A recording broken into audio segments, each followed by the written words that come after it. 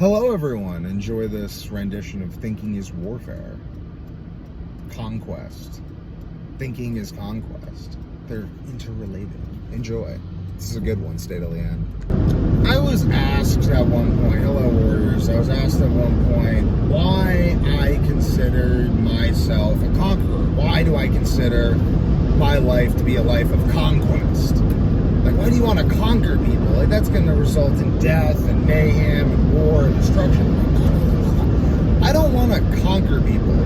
That's just a word that other people use to describe what I'm doing. I'm like thinking. I'm just thinking. That's all I'm doing. I just like to think. I think about ideas and I read books. And eventually, you realize that that's conquest. There's no fundamental difference between thinking thoughts and ideas and conquest. Well, why is that? Well, okay, here, let's follow a train of thought arbitrarily. I'm literally doing this right off the bat. And we can just see where it leads. Okay, I want to eat a sandwich. I can't eat that sandwich. Well, me personally, I can't eat that sandwich because it's got soy and shit in it, so I'm going to get a ribeye. Ribeye costs like $16 a pound. I'm going to pay for that ribeye with my company. My company exists to provide people with a health product that'll make them healthier. It's a high-end health product, so it's marketed to wealthier people. And I can be able to do this because I live in a wealthy country. I live in a wealthy country because my country and culture has effectively dominated the entire world for 1,000 years, at least a large part of the world for 1,000 years. I mean, the Ottoman Empire is very impressive, and China has remained China. But my country and culture have dominated a lot for quite a long time. Oh, what's the form of that domination? Well, that's funny. You ask, actually economic domination. You know, at the height of the British Empire, the East India Trading Company actually had more ships than the British Empire, like more warships than the British Empire, employed more fighting men than the British Empire.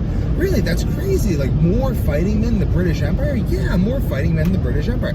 So, really, how did the British Empire work then? I mean, this wasn't a military empire. No, in fact, it was a trade empire. What do you mean a trade empire? Well, okay, let's take Ireland, for instance. I just come in, I buy all the land in Ireland. You bought all the land in Ireland? That's crazy.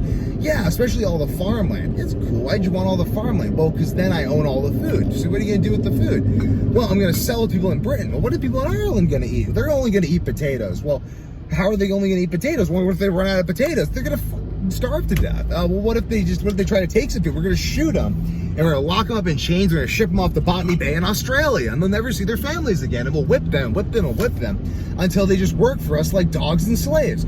Why? How could you possibly justify doing it? Well, they're stealing, and we own all the land. We made the laws such that we can do this, and we own everything because we just came in and bought everything with the money that we created out of thin air, and the people said it was cool, so I guess we can do it now. Really? It's that simple? Yeah, we just take some money that we just minted. How did you mint the money? Well, we have the industrial and social capacity to engage in long-term mining projects and smelting projects to refine metals in order to make coin. And wow, you mint these coins? Yeah, and what do you do with them? Well, we take them and we go use them to go to other countries, and we convince people to sell us all the farmland. And then once we own all the food, we make it illegal to eat any of the food, and we kill and enslave anyone who tries. Now we own the entire country. And for some reason, all the wealthy farmers and landowners said yes. And now they just live in our country. We call it the capital. It's kind of like Hunger Games. Really? Wow. And this just goes on an ongoing basis. Yeah, I mean, it gets better and worse from time to time. Like, communism happens, everyone gets thrown in gulags, and mass murder that you would not believe. But I mean, for the most part, we just kind of incentivize all of the intelligent people from the entire world to come here and speak our language and work with us to continue the economic and industrial domination. Really, they all just leave. Yeah, but we have all the stuff. So if you're smart enough to want to have your kids eat food, then you have to come work for us because we have all the food, because we bought all the stuff. That's crazy. How did you do that? Well, we just studied human behavior long enough to the point where it became obvious. It's literally thinking. It's funny. It's funny to me. The people are like, conquest? What? War? But, how could you talk about, we're all warriors and stuff? That sounds violent. I'm like, You're like one of those kids that I used to work with at this like autistic school, and you weren't allowed to say a lot of stuff in front of them because they'd become alarmed. They couldn't handle it.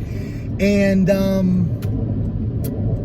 yeah, I don't know. That's just my impression of people who don't really understand how things work.